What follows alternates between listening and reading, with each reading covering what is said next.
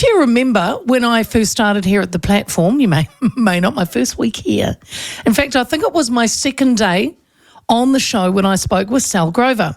She lives in Australia. She's the founder and CEO of a woman-only social media app called Giggle for Girls.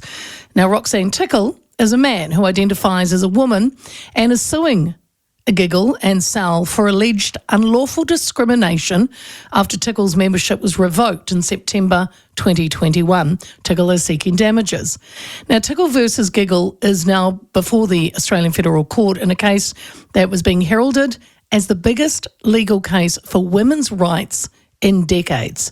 Although the Australian Sex Discrimination Act 2013 defines gender identity, the Act does not define sex, leaving the Australian Federal Court to determine the question, what is a woman? I am very excited as Sal Grover will be in New Zealand from the 4th to the 10th of July for a series of public meetings. She's been brought here by the Women's Rights Party, which was formed out of the concern for the erosion of the rights of women and girls. And the co-leader and National Secretary of the Women's Rights Party is Jill Ovens, and it's great to have her back on the show. Jill, good afternoon. Yes, good afternoon, and it is terrible news from the East Coast. Oh, yes.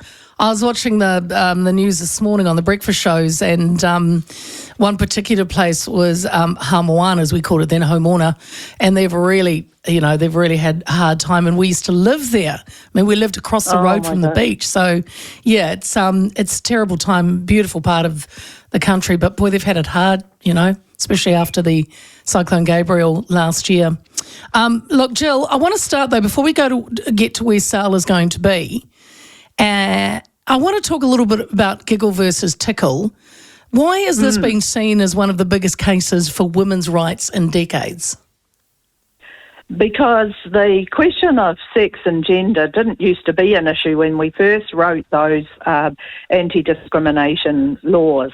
In New Zealand, the Human Rights Act is the equivalent, and it was written in 2003, and at the time, 1993, and at the time, we regarded sex and gender as being pretty much the same. Sex with males have had Jill, we're just having a bit of trouble with your phone there. You're not moving around, are you? You're just sitting there? No. Okay, give it a whirl. Keep going. We'll see how we go. We believe so. We don't have the flash internet connections. But yeah, so when they did the Australian Sex Discrimination Act, that was in the 1980s, and gender identity just wasn't a thing at the time. I mean, there was always what we used to call transsexuals or transvestites, but the desire to extend rights from the trans community was not really a thing in the 80s and the 90s when our legislation was written, the Human Rights Act.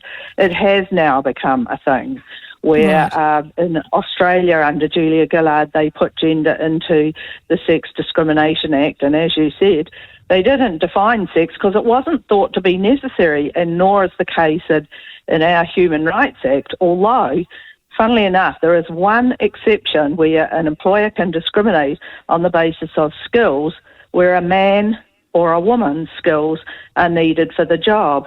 So it actually says there, it says the word sex in that exception. It also talks about a man and a woman, but nowhere else in the Human Rights Act is it defined, although where it says sex in the protected grounds for discrimination in our Act, in brackets, it says including pregnancy and childbirth. So it clearly was intended that sex was talking about men and women and not people who identify as the opposite sex. Right. So Sal was in federal court, and I believe the judgment is currently being reserved. Is that correct? Well, it takes a while for the decisions to come out, yes. So they haven't got a decision yet. But the Australian Human Rights Commission has argued that gender trumps sex. And that's our fear. If we put gender identity and expression into our Human Rights Act, which is on the cards, because Elizabeth Kerry put a bill in just before the last government folded for the elections, and that has been picked up again. The Law Commission is currently consulting about it. In fact, I think it's tomorrow they're going to put out a paper for consultation about that very issue. Gosh. So where to now for Sal? If she lost the case, she will appeal the constitutional validity of the ruling, and then she'd have to head to the High Court, which, I mean, that would be horrendous for many reasons, but the cost alone, Jill, I think she was saying was probably about $1 million. $1 million, yes. And they've already spent, I can't remember whether it's 500,000 or 750,000. And so part of what we're doing with this Sal Grover tour is raising some money, which we will contribute to that appeal if needed. But also we'll set up our own legal fund, because this is going to be a big issue for New Zealand, especially if it does go through that gender identity and expression, which is defined in the bill as meaning all these things like pronouns, names, appearances, mannerisms. All of these things are very subjective. I mean, what mannerisms does somebody with a gender identity that doesn't match their sex have? It's just... It's what you were talking about too, which is here in New Zealand. There's ours is the Human Rights Act of '93, which is what you said. So for transgender and non-binary people and those, when I'm reading what they said, with innate variations of sex characteristics, the bill's been drawn seeking to add gender identity and expression into the Human Rights Act. This is what you were talking about. Yes, the variations of sex characteristics refers to what we used to call intersex or differences of sex development, but that's not in the Human Rights Act yet either, although arguably they are covered anyway. I was 36 years in the union movement.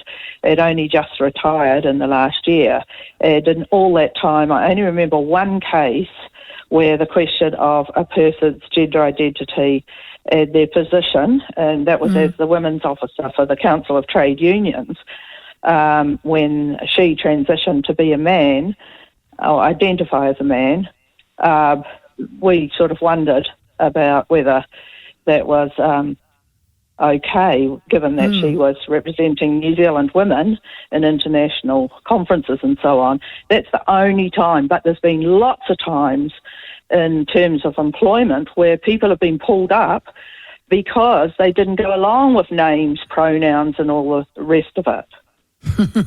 Me being one the of opposite. them, Jill. Yes. Yep. So what's going to happen is that it's going to bite us in the backside, I think, if it goes through. So just to make it like crystal clear, so say it went through, this gender identity and expression that was now made law into the Human Rights Act, you're saying that if somebody didn't call someone by the right pronoun or identify as they wanted to be identified as, that is against the law. It would be against the law. Well, it could give rise to a complaint under the Human Rights Act as you being discriminatory. And that's pretty much what's happened to Sal in Australia. Yes. So she is said there was a complaint against her. She didn't call this matter before the courts by any means, but because she wanted girls in particular to have a space where they could talk about, girl stuff like flatting and that sort of thing, and she tried to stop men coming into that, and then they just bombarded her app. And that's the sort of behaviour that goes on. I was just talking to someone yesterday who's put out an ad for she wants somebody to come into her house as a flatmate. She wants that person to be a woman, and she has had lots of queries from people that when she's looked online, they're obviously not